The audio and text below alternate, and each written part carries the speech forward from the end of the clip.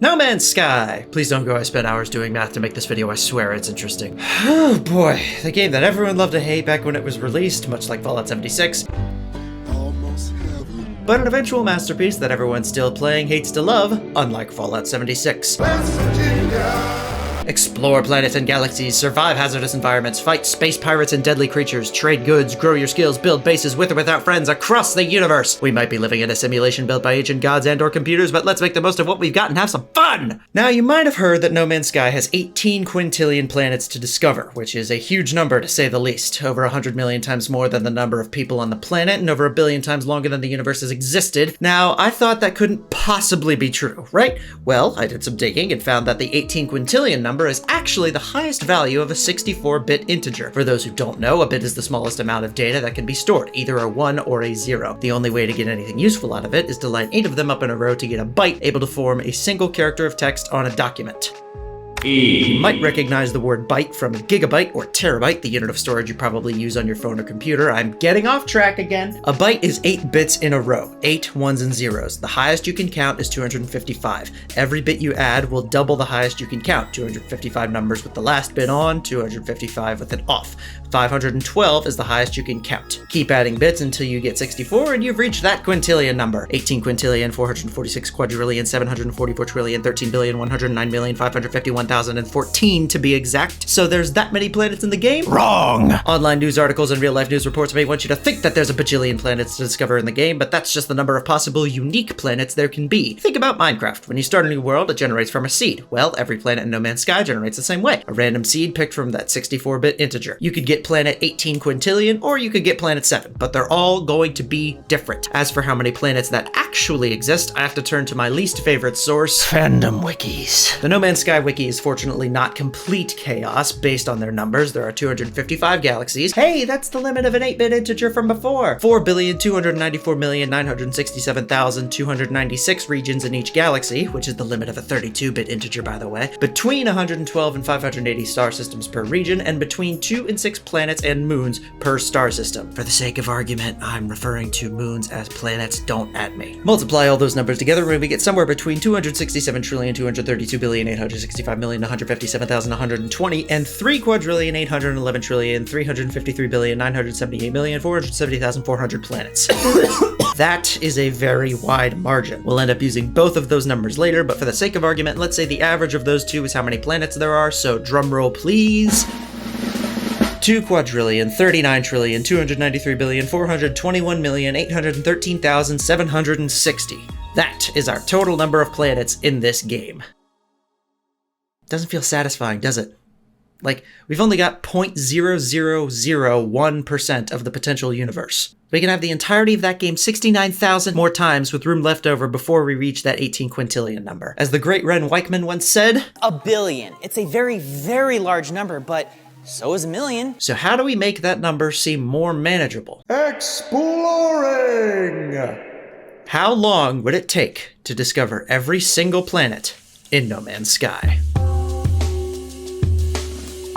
We will need 4 pieces of information for this, one of which we already have, and that is the number of planets, obviously. The other 3 are the number of players, how much time it takes to discover a single planet, and how much time per day are people playing. In theory, we multiply our number of planets by the time it takes to discover them in seconds, because that's how I set up the equation. Divide that by the number of players, and divide that by a specially calculated number that represents daily playtime in hours, which I'll explain later, just trust me. It's gonna blow your fucking mind. Our number of players has a wide range. 3.09 billion gamers in the world, over 10 million copies of No Man's Sky sold. How do we find a good average for players per day? Well, we have Steam charts. It tracks total players per day by month from the beginning of release to the present. Averaging all these numbers gets us a universal daily number of players at 6,489 and some change. We're also going to steal that number up there for future calculations. That's the highest number of people that were ever playing at the same time. Next is how long it takes to discover a planet, which we can really only rely on estimates for. I hypothesize the amount of time from starting a new game, landing on a planet to mark it as discovered, repeat for each planet in the star system, repeat for each star system in the region, and so forth, to be approximately 90 seconds per planet. That is just bare bones minimum. You start the game, find a planet, leave it, go to the next, and that includes warp time, travel between planets, loading screens, etc. 90 seconds is also a good estimate for how long it would take to scan all flora, fauna, and minerals on a planet, assuming they were all right in front of you the moment you landed, which is a completely useless statement for now. Speaking of scanning everything on the planet, it would probably take about an hour. Fortunately for us, creatures are numbered in the planet menu, so keeping track of how many are left to scan is easy. But for plants and rocks, we don't have that luxury. The only way to track how many you've scanned and how many are left without actually counting is from the discovery quest in the mission log. And given the track record of the mission log constantly switching missions whenever it fucking wants, this is a terrible way to track it. If you were completely dedicated, you might be able to find every plant, animal, and mineral on a planet above ground, below ground, or underwater in an hour, which is coincidentally also how long the average player probably spends on each planet when playing normally. So we have two values for discovery time, both of which can define two different methods of exploration. Lastly, our daily playtime per player. This was easily the hardest average to find, and probably the hardest to calculate, which for me means no trouble at all. I mean, I did pass my senior math class in junior year with flying colors and literally spent 2 afternoons doing math for fun because I ended up taking the total playtime of 100 players that left a review on Steam, which averaged out to 193.617 hours, and divided that by the amount of time since the 2016 August 12th release of No Man's Sky on Steam to get under 5 minutes of daily playtime. Yeah, that's it. 4.78657602 minutes. But that's 4.7 minutes every single day since release. No Man's Sky was released about 6.5 years ago. I guess that just shows how much playtime adds up over time. By the way, shout out to Kruller, Ztensky, and Reaper for having over 1,400 hours each, P. Fish for having over 2,000, and Spanstedt with a total playtime of, I'm not joking, 2,742.5 hours. That averages out to almost 4 hours a day since release, and we know he's having fun because of his positive review, which reads, and I quote, "Good game." So 4 hours seems a little too much, and 5 minutes seems way too little. So let's meet in the middle and guess that the average player is playing for 2 hours a day. Not unreasonable. Across everyone playing since release, that probably adds up. And with that, we multiply, divide, and PEMDAS our way through the numbers, getting a final calculation of how long it would take to discover every planet in No Man's Sky. Drum roll, please. 85 quintillion, 766 quadrillion, 687 trillion, 814 billion, 951 million, 700,000 seconds? Okay, but like how long is that actually? Well, calculating down, it totals out to 2 trillion, 719 billion, 643 million, 829,748.59 years. That is over 209 times longer than the universe has existed. But what you're seeing is the average number of players playing an average game with an average daily playtime, discovering what is likely to be every single planet. Okay, but can we put some sort of dent into that? Let's lower the time it takes to discover a planet back down to 90 seconds, okay? And let's say people are playing for 4 hours a day, like that Spanstedt guy. And just for the sake of argument, let's have every single player from launch day be playing at the same time. So what's that do? Well, it comes out to a measly 170,556.47 years. That's still farther back than when humans started wearing clothes. So what if we took the minimum number of planets instead? And every copy sold has somebody playing it. Let's say they're all playing 12 hours a day, no work, but they can still sleep and eat and stuff.